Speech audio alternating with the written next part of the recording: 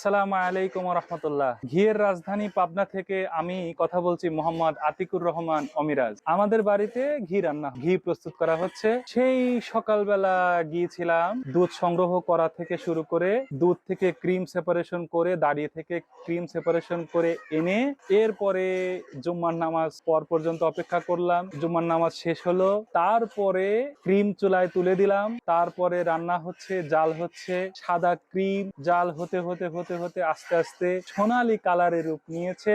এর মধ্যে আমরা কি মিশাইছি? আমার কিছু বন্ধু দুষ্টামি করে প্রশ্ন করে, বন্ধু কিছু মিশাইছো নাকি? আমি বলে হ্যাঁ বন্ধু মিশাইছি।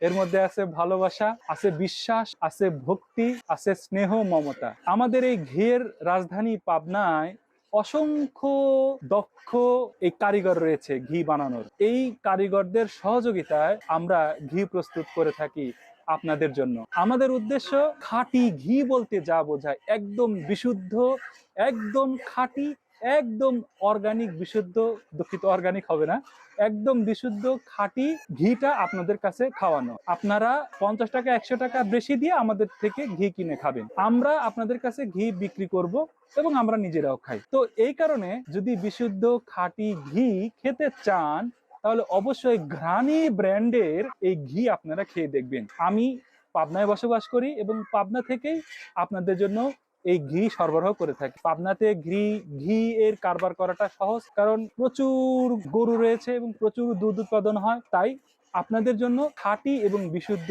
ঘি নিয়ে ঘ্রাণী ব্র্যান্ড আপনাদের দোরগোড়ায় সবসময় আপনাদের সেবায় থাকবে। আমাদের জন্য দোয়া করবেন। আসসালামু আলাইকুম ওয়া রাহমাতুল্লাহি ওয়া বারাকাতুহু।